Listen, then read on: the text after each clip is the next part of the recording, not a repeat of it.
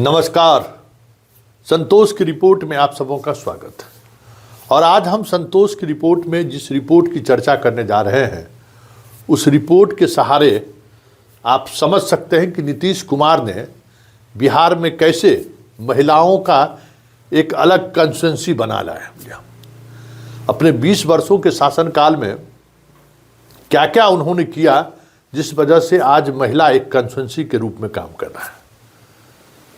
क्योंकि हाल के दिनों में जो बिहार विधानसभा का चुनाव हुआ उसमें 10,000 रुपया जो जीविका दीदी को दी गई और उसके बाद जो परिणाम आया उस परिणाम को लेकर देश स्तर पर यही चर्चाएं हो रही है कि वोट पैसा देकर नीतीश कुमार ने खरीद लिया, बल्कि सच्चाई इसकी ठीक विपरीत है।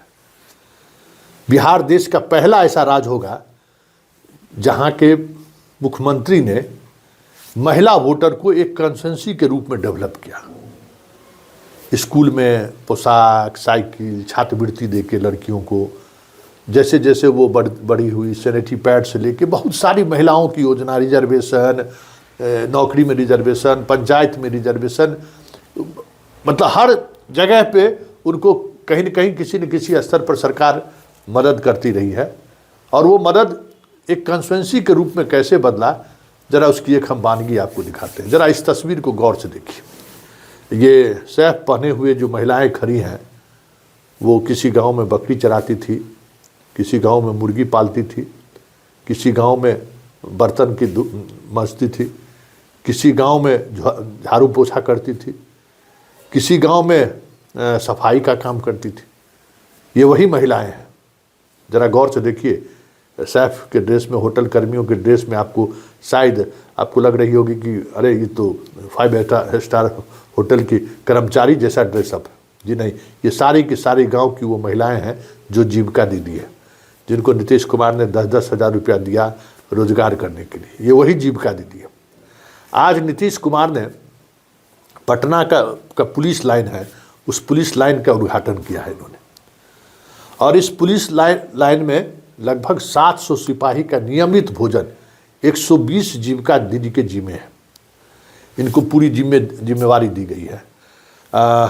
यहाँ पे सस्ते दर में सिपाहियों को भोजन खिलाया जाएगा। जो हर पहले जात के नाम पर जो मेस चलता था, अब वो कहीं किसी इस पुलिस लाइन में अब मेस नहीं चलेगा। सिपाही अपना भोजन नहीं बनाएगा, सिपाही के भोजन करने की यही व्यवस्था हो गया। देखिए कितना ज़बरदस्त सरकार ने पूरा सेटअप तैयार किया है। और उस सेटअप में जो जीविका दीदी है, जो जितनी राशि तय की गई है उतनी राशि पुलिस डिपार्टमेंट की तरफ से पैसा जमा होगा। और जीविका दीदी की जिम्मेवारी है कि उस पैसे में बेहतर भोजन उसको कराया जाए। और ये आज उसका उद्घाटन हुआ। देख लीजिए, 120 जीविका दीदियों को ये रोजगार मिलेगा। उनके रहने, खाने पीने, रहने का सबका व्यवस्था सरकार ने किया है। खाना बनाने के किचन से लेके सब कुछ, और सिर्फ इनको ऑपरेट करना है। और हर जीविका दीदी को समझिए कि महीने में 15 से 20 हज़ार रुपया खाना वाना सब खा के बचत होगा। ये अनुभव है। और ये दीदी रसोईया इसका नाम है। इस रसोईया का नाम मुख्यमंत्री ने दीदी रसोईया रखा है। और 2018 से ये इस रसोइये की शुरुआत हुई हाजीपुर के आपको सदर अस्पताल से। आज बिहार के सभी सदर अस्पतालों में जीविका दीदी को भोजन बनाने की जिम्मेवारी दी गई है। जितने बड़े पीएमसीएच से लेकर आईजीएमएस से लेकर जितने बड़े अस्पताल हैं, सारे अस्पतालों में जीविका दीदी का दीदी रसोइया चलता है।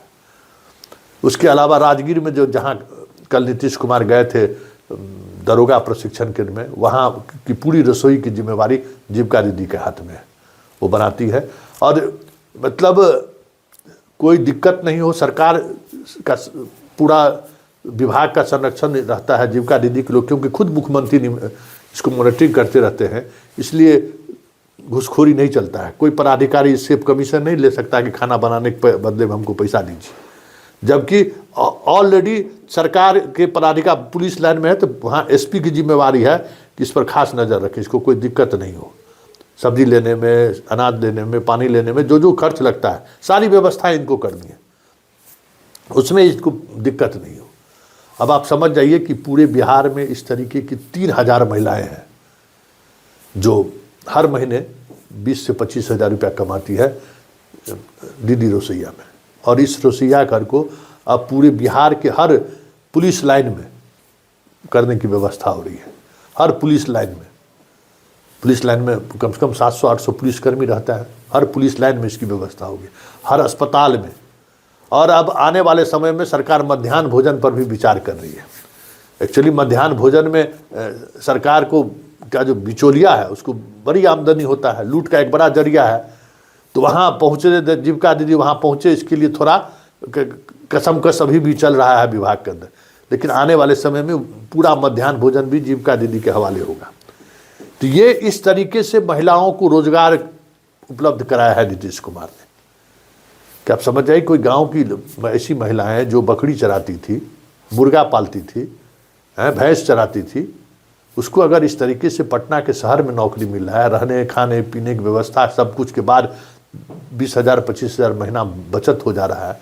अब सोच लीजिए 700 सिपाहियों का 3 टाइम भोजन ये लोग बनाएंगी, नाश्ता से लेकर रात के भोजन तक। और एक सिपाही को कम से कम 5,000 रुपया, 3 से 5,000 रुपया के लगभग उनको देना पड़ेगा। और अब समझ जाइए कि कितना पैसा कलेक्ट होगा और किस तरीके से इनको रसोई चलाना है। सारी व्यवस्था सेंट्रलाइज गैस से लेके सब कुछ आप देखें ना कि किस तरीके का किचन है। एक बार में जो है सो 500 सिपाही खाना खा सकता है, इतना बड़ा हॉल बनाया गया है। सारे जगह पर अपने से खाना लीजिए, रखा हुआ है, अपना अपना खाना लीजिए और खाइए, थाली से लेके सब कुछ। देखें कितनी व्यवस्थित तरीके से। इसी तरीके की सब जगह बिहार में दीदी रसोईया चल रहा है। तो ये है नीतीश कुमार का जिन, जिस जिन के सहारे वो चुनाव जीतते रहे हैं। इतने ग्राउंड लेवल पर चीज़ें लोग समझ नहीं पा रहे हैं कि नीतीश कुमार महिलाओं के लिए क्या कर रहा है। और कह देता है कि 10,000 रुपया दे दिया इसीलिए नीतीश कुमार को महिलाएं वोट दे दी। ऐसा नहीं है। नीतीश कुमार ने अपने 20 वर्षों के शासनकाल में एक कंस्टिट्यूंसी के रूप में जात धर्म मजहब को तोड़कर महिलाओं का एक कंस्टिट्यूंसी उसने खड़ा किया है, जहाँ न राम का कुछ चल पा रहा है, न रहीम का कुछ चल पा रहा है, न यादव को का कुछ चल रहा है, न मुसलमानों का समीकरण चल रहा है, न राम का समीकरण चल रहा है। एक नीतीश का समीकरण चल रहा है, जिसने 20 वर्षों से कदम दर कदम महिलाओं को आगे बढ़ाने में, सशक्तिकरण के लिए काम करता रहा है। और उसी की परिणति है आज ये दीदी रसोई, जिसका उन्होंने आज उद्घाटन किया है। अब बताइए कि इस तरीके का पूरे बिहार में पुलिस लाइन में अगर रसोई की व्यवस्था 1 साल के अंदर में काम चल रहा है, हो जाए, तो आप समझ जाइए कि कितनी महिलाओं को रोजगार मिल जाएगा, कितनी ही महिलाएं संबल होगी। अब सोच लीजिए। तो यही है नीतीश कुमार का जिन, यही है जिन जिसके सहारे नीतीश कुमार बिहार के पॉलिटिक्स को में आज भी मतलब लाख कोशिश के बावजूद भी कोई इनके प्रासंगिकता को चुनौती नहीं दे पा रहा है। इसकी एक बड़ी वजह यही है।